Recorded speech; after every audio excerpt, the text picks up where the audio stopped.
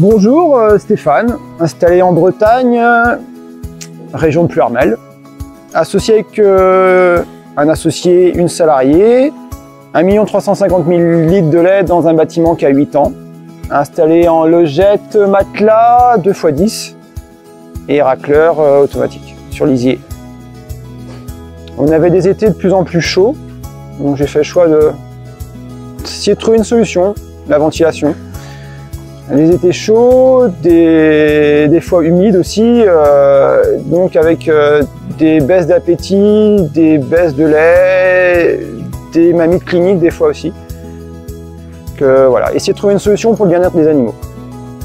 Je m'appelle Gaëtan Leroux, je suis seul sur l'exploitation, j'ai 950 000 litres de lait, avec 80 vaches sur 2 robots V300. On est dans une des régions les plus froides de Bretagne, hein, c'est le centre de Bretagne en fait. Par contre, on monte assez chaud l'été, on est en plein milieu des terres, donc on arrive à monter à plus de 30 degrés par moment.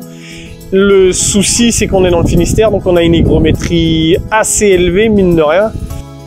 Donc, chaleur, hygrométrie, fait pas bon ménage pour les vaches, quoi. Je perdais du lait à chaque coup de chaleur. Sur une semaine, ouais, ça pouvait être 4 à 5 kg de lait par vache sur la semaine. Et puis, il n'y a pas que ça, quoi. Et en repro, ça pouvait baisser. On voit des chaleurs beaucoup plus courtes, quoi, où ça exprime un peu moins bien, quoi. Sur des périodes de stress,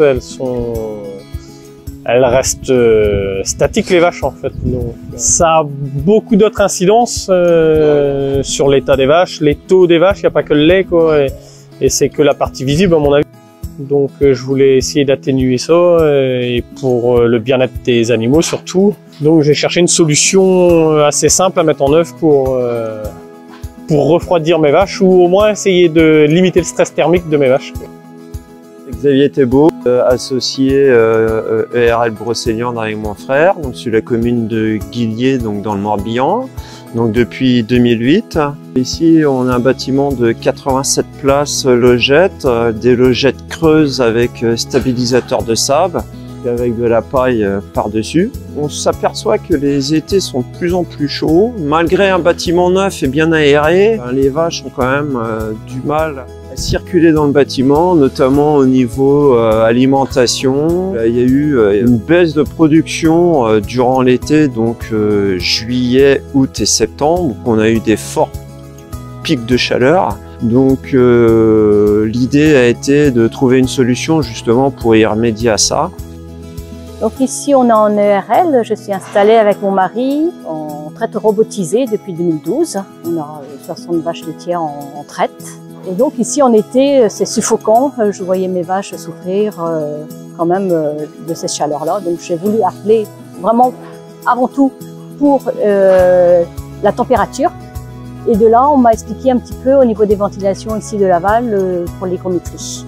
Ça m'a vraiment très bien intéressée à ce niveau-là. Et donc j'ai décidé de mettre les deux, et pour la température et pour l'hygrométrie.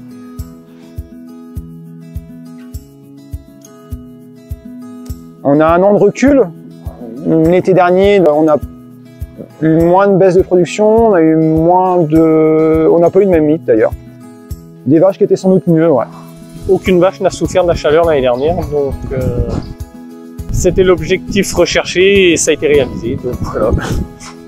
Je n'ai pas eu de perte de lait. Ça a circulé tranquillement dans le bâtiment. Les vaches, malgré, il y a eu des journées à plus, parce qu'il y a une sonde à l'intérieur, des journées à plus de 37 degrés à l'intérieur. Les vaches allaient manger tranquillement, ruminaient tranquillement, se couchaient tranquillement, circulaient tranquillement dans le bâtiment. Donc honnêtement, au bout d'une année, je ne peux constater que du bénéfique.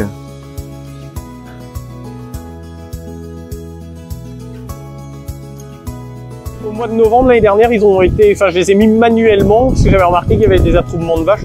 Donc ça faisait des paquets de 10-15 vaches dans les 3 endroits différents. Et en mettant la ventilation en route, au bout d'un quart d'heure, 20 minutes, la répartition des vaches était dans le bâtiment homogène. Et je trouve que la ventilation, un des points forts, c'est une baisse d'ammoniac dans le bâtiment. Ce qui était assez flagrant, c'était au niveau du couloir d'alimentation.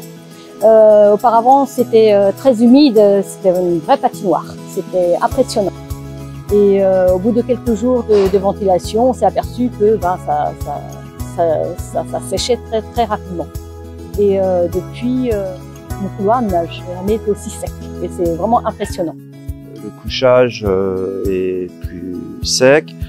Quand on a des journées qui fait vraiment du brouillard, que c'est vraiment très humide, où on n'observe plus le phénomène de brouillard dans le bâtiment, il est totalement dispersé, on ne le voit pas du tout. Après, ça se ressent au niveau de la qualité du lait, pas de problème cellules, pas de problème mammites, et l'ambiance est meilleure.